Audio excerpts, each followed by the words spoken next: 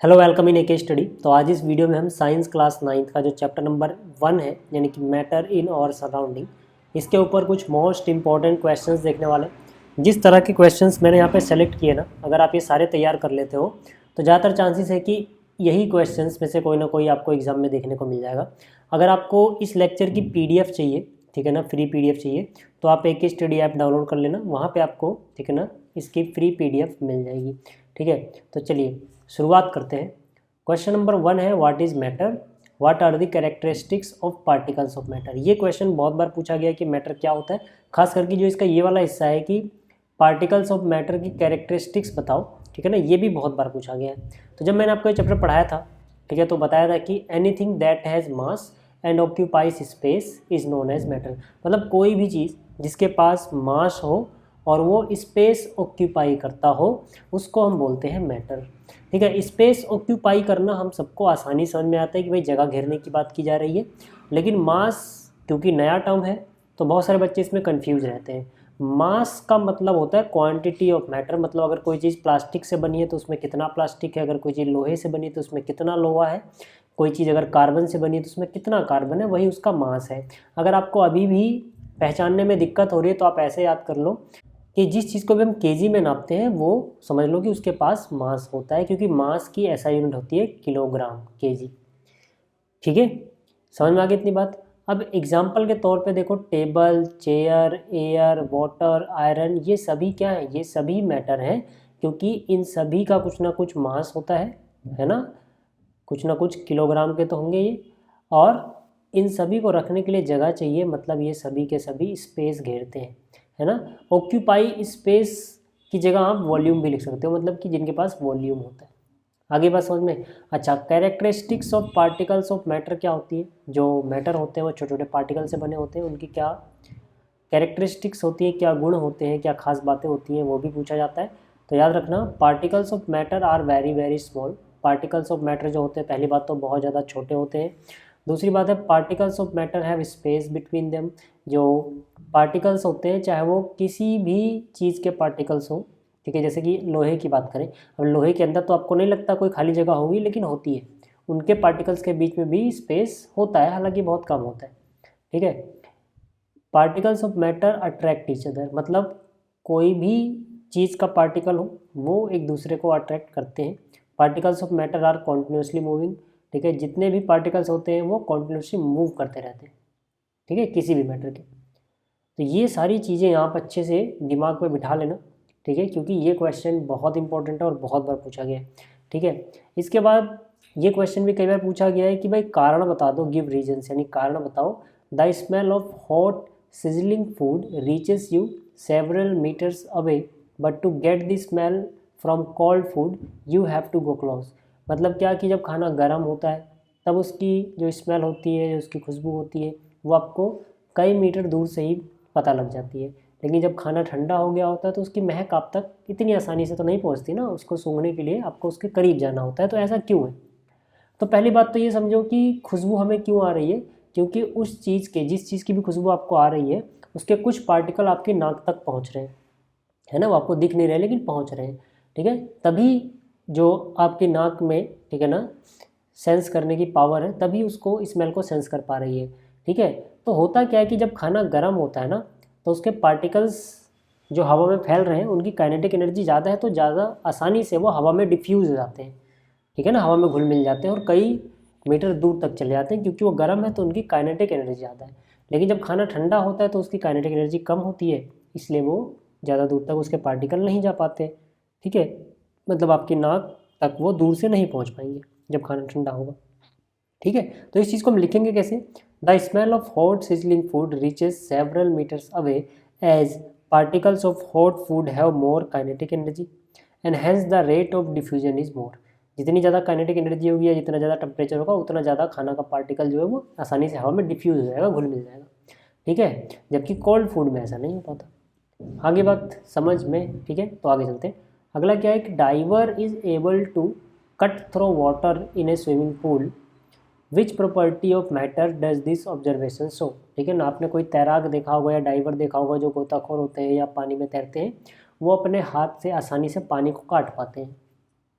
ठीक है, तो ये पूछा गया कि किस प्रॉपर्टी को दिखा रहा है। जाहिर सी बात है, अगर वो अपने हाथ से, ठीक है, पानी को आसानी से हटा पा रहे हैं, काट पा रहे हैं, तो मतलब पानी के पार्टिकल्स के बीच में फोर्स ऑफ अट्रैक्शन बहुत कम है। यही चीज़ मान लो अगर आपको किसी लकड़ी के तख्ते पे करना हो, है ना, या फिर किसी सॉलिड चीज़ पे करना हो, तो वहाँ पे आपको हाथ में ही चोट लग जाएगी, वो हटेगा नहीं, क्योंकि वहाँ पे फोर्स ऑफ अट्रैक्शन तगड़ा है। लेकिन पानी के जो पार्टिकल्स हैं उनके बीच में फोर्स ऑफ अट्रैक्शन कमज़ोर है। तो मतलब this shows that water particles have low force of attraction among them. बस, ठीक है, आगे चलते हैं। अगला है differentiate between solid, liquid and gaseous state. मतलब ठोस, द्रव्य और गैसियस अवस्था के बीच में अंतर बता दो। तो मैं एक एक करके आप बता रहा हूँ, सॉलिड के बारे में, फिर लिक्विड के बारे में, फिर गैस के बारे में। आप चाहो तो इसको टेबुलेट फॉर्म यानी टेबल की तरह लिखना तो ज़्यादा अच्छा रहता है, बट मुझे समझाना था, सारा एकदम घिचपिच हो जाता है, इसलिए मैंने अलग अलग लिखा है। पॉइंट समझ लो, बाकी आप कैसे भी लिखना चाहो वो आपकी इच्छा है।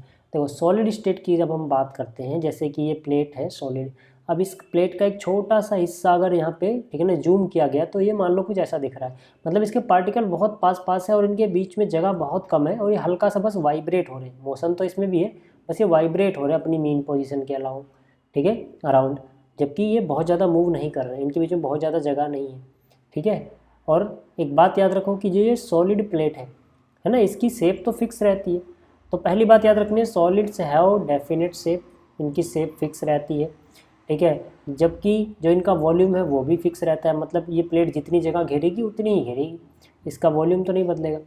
Solids have very less space between their particles, या फिर यहाँ पे अमंग देयर पार्टिकल लिखो तो ज़्यादा अच्छा रहेगा, ठीक है। यानी इनके पार्टिकल्स के बीच में जो स्पेस होता है बहुत ही कम होता है। Solids can not flow, solid बहते नहीं है, फ्लो नहीं करते। सॉलिड्स आर इनकम्प्रेसिबल, मतलब इनको कंप्रेस करके इनका वॉल्यूम कम नहीं किया जा सकता, ठीक है। ये कंप्रेसिबल नहीं होते, इनकम्प्रेसिबल होते हैं। एग्जाम्पल लिख देना, टेबल, चेयर एक्सेट्रा। तो ये सॉलिड्स के बारे में हो गया, ठीक है। जबकि जो लिक्विड स्टेट होती है, इसमें अगर आप आओ, जैसे मान लो यहाँ पे जो वाटर है उसका छोटा सा हिस्सा यहाँ से जूम किया गया है, तो देखोगे इनके बीच में स्पेस थोड़ा ज़्यादा है और वाटर के पार्टिकल्स थोड़ा ज़्यादा मूव कर रहे हैं, ठीक है। और इनकी कोई डेफिनेट शेप नहीं होती। अगर आप इस जग के पानी को फर्श पे गिरा दोगे तो फैल जाएगा, जबकि अगर आप प्लेट को फर्श पे रखो, कहीं भी रखो, प्लेट का डिज़ाइन प्लेट की डिज़ाइन से रहता था।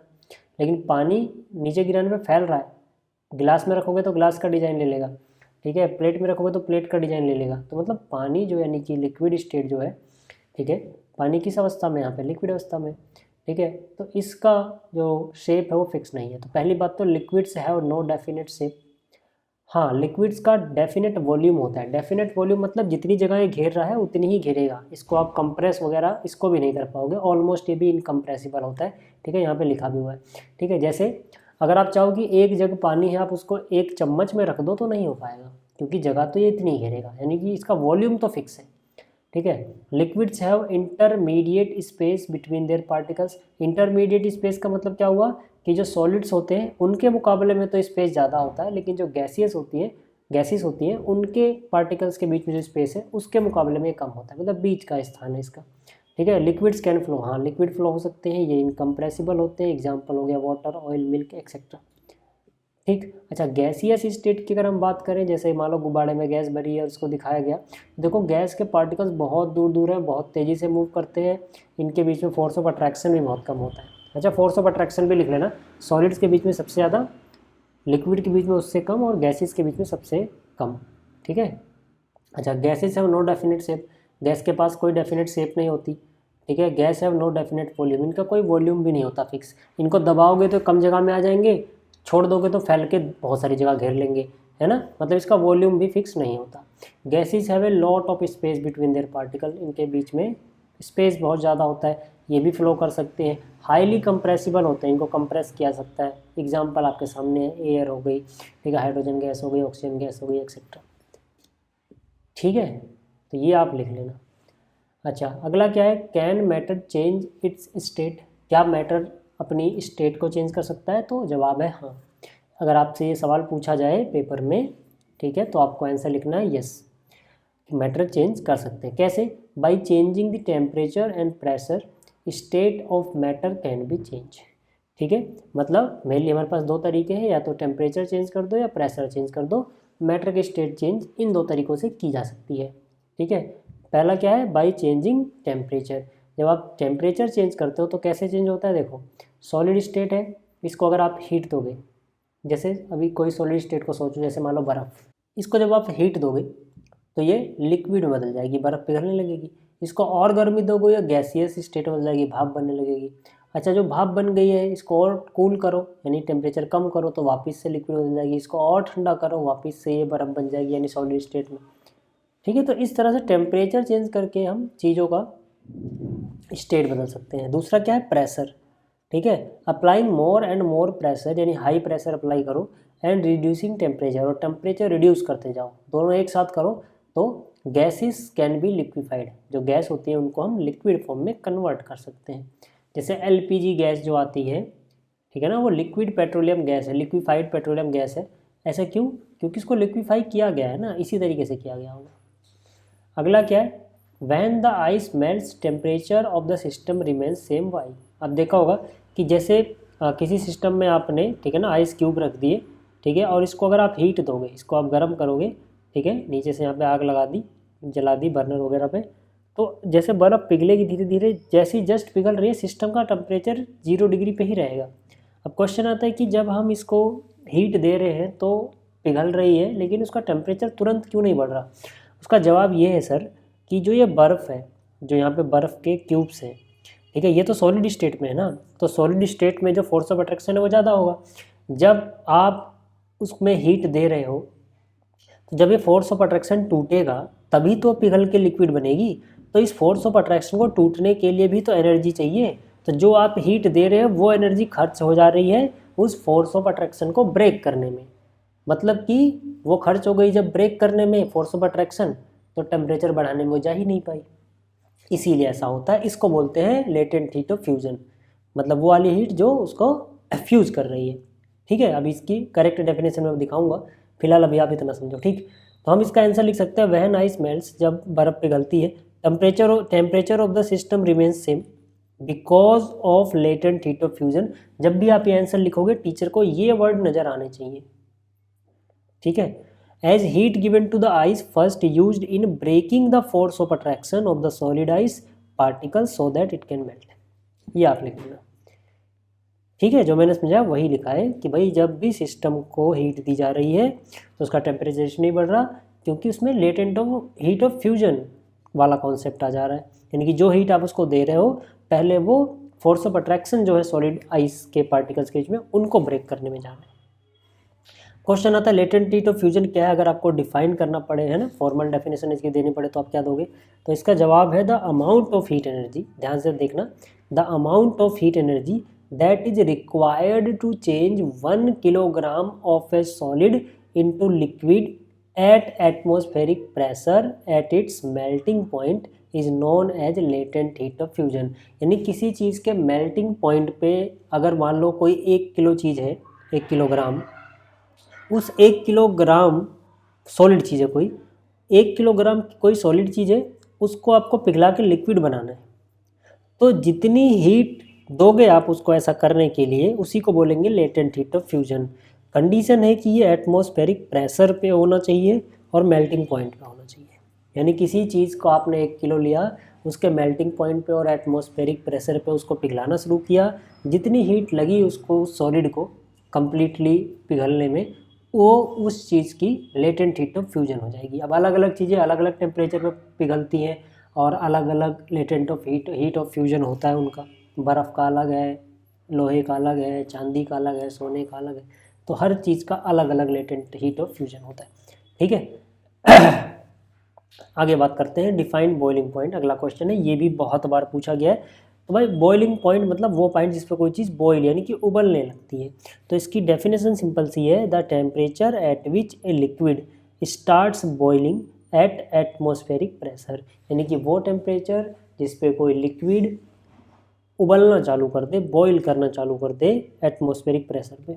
इट इज़ बल्क फिनोमिना, मतलब पूरे सिस्टम में ही होता है, यानी कि अगर आपने पानी लिया और पानी उबल रहा है तो पानी के सभी पार्टिकल्स पे ही असर पड़ेगा, सारे पार्टिकल मिलके ही उबल रहे होंगे। ठीक है, अगला क्या है, द वाटर बॉइलिंग पॉइंट, मतलब वाटर का जो for water boiling point is 100 degree Celsius. ठीक है, केल्विन में देखो लिखोगे तो 373 केल्विन होता है। अच्छा, अब इसके बाद जो अगला क्वेश्चन है वो है convert the following temperatures to Kelvin scale. जैसे यहाँ पे डिग्री सेल्सियस में दिया गया है, इसको केल्विन में बदलना है। तो सबसे पहले तो आप रिलेशन याद कर लो कि केल्विन बराबर होता है सेल्सियस में टेम्परेचर प्लस में 273।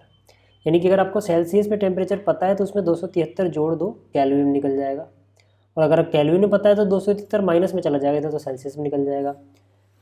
ठीक है, जैसे कन्वर्ट द फॉलोइंग है, पहला क्या है 25 डिग्री सेल्सियस। तो हमने फॉर्मूला लिखा के इक्वल टू सी प्लस 273। सी की जगह कितना है, कितना डिग्री है 25 डिग्री, तो सी के नीचे 25 लिख दो, 25 में 273 जोड़ो 298 आ गया। मतलब टेम्परेचर जो होगा वो 298 केल्विन होगा।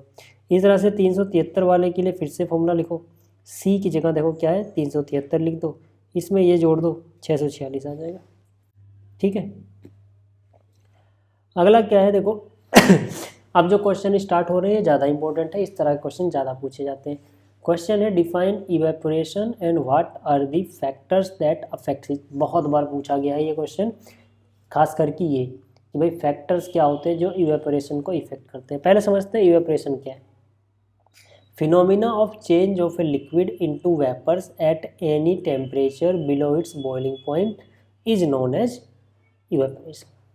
ठीक है, याद रखना कि वो फिनोमिना जिसमें कोई लिक्विड के वेपर्स में बदलता है किसी भी टेम्परेचर पे, बस वो टेम्परेचर बॉइलिंग पॉइंट से कम होना चाहिए, उसको बोलते हैं इवेपोरेट हो जाना। जैसे अगर आपने मान लो हाथ धोया, आपका हाथ थोड़ी देर बाद धीरे धीरे सूख जाता है, तो ऐसा तो नहीं हुआ कि आपका हाथ पे जो पानी लगा वो उबल के उड़ गया, नहीं उबला तो नहीं ना, बॉइलिंग पॉइंट तो नहीं है अभी, ठीक है, उबल भी नहीं रहा है, लेकिन तब भी वो धीरे धीरे सूख जा रहा है क्योंकि वो वाटर वेपर में चेंज हो रहा है।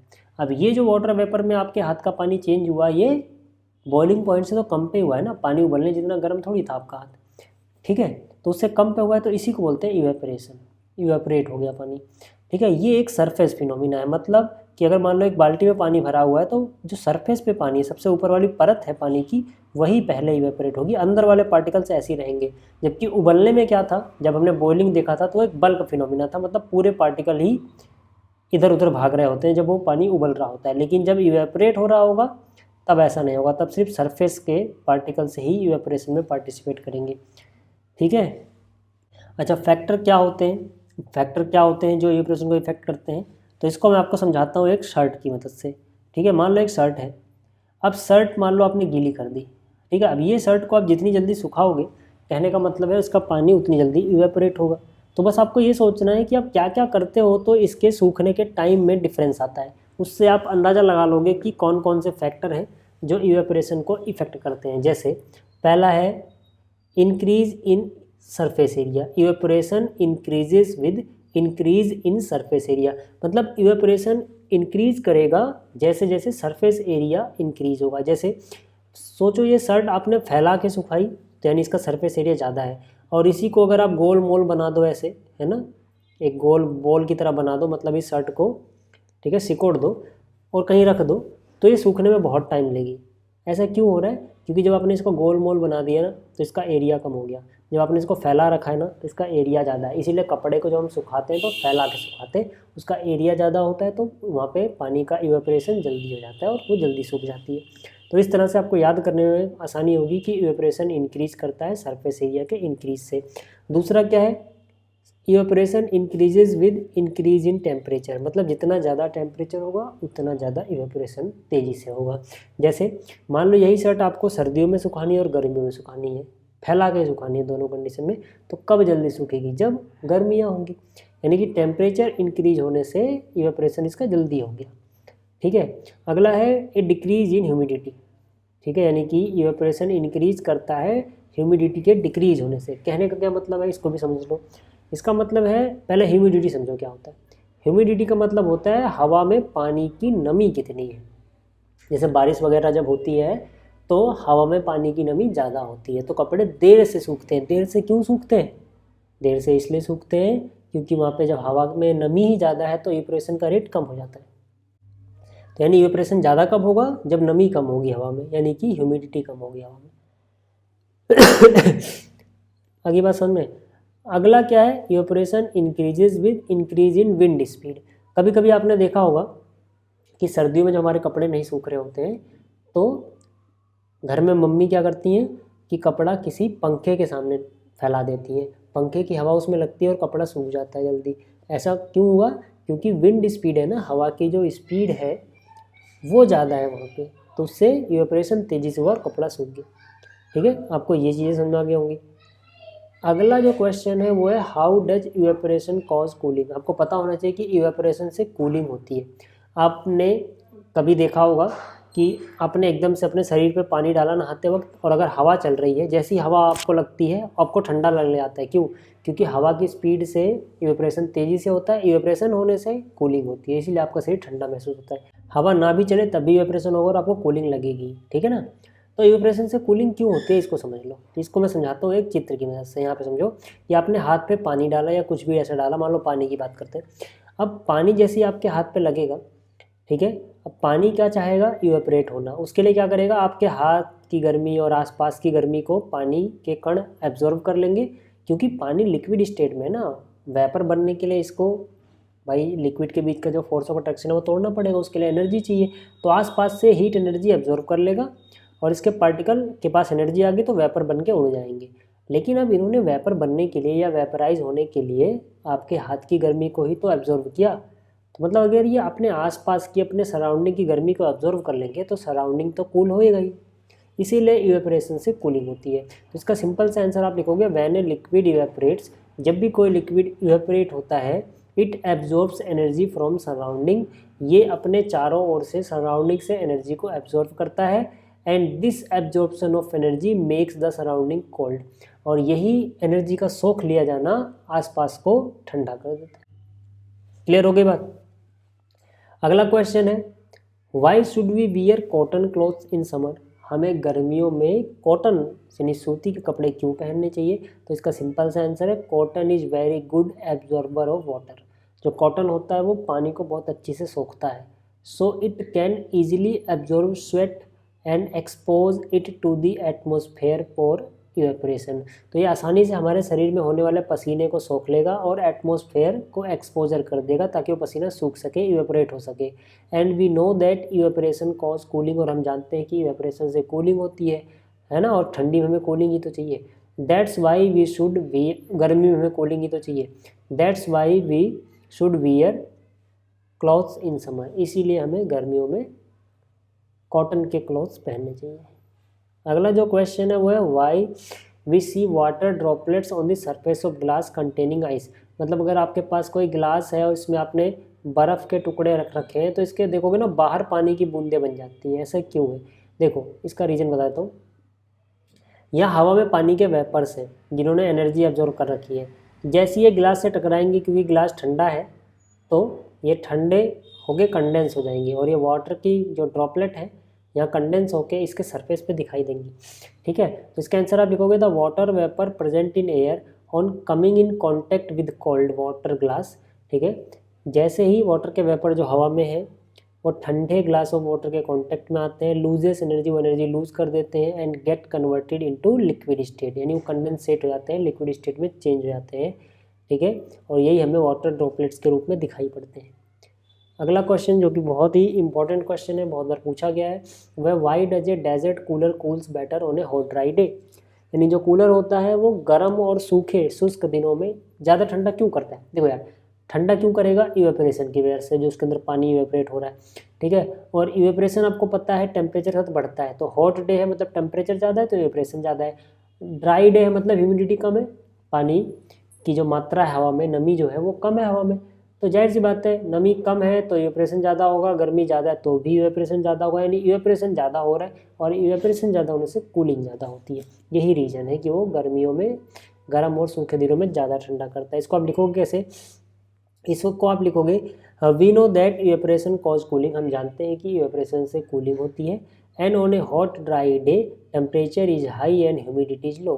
है ना, गर्म और शुष्क दिनों में टेम्परेचर हाई होता है, ह्यूमिडिटी यानी कि आर्द्रता लो होती है, due to which rate of evaporation increases, जिसके कारण इवेपोरेशन का रेट इंक्रीज होता है। And so cooling effect increases, इसीलिए कूलिंग इफेक्ट इंक्रीज होता है, क्योंकि इवेपोरेशन जितना ज़्यादा होगा कूलिंग इफेक्ट उतना ज़्यादा होगा। And desert cooler cools better on a hot dry day. समझ में आ गई बात? अगला क्वेश्चन है how does the water kept in an earthen pot यानी मटका बिकम्स कोल्ड ड्यूरिंग समर, गर्मियों में घड़े में रखा पानी ठंडा क्यों हो जाता है।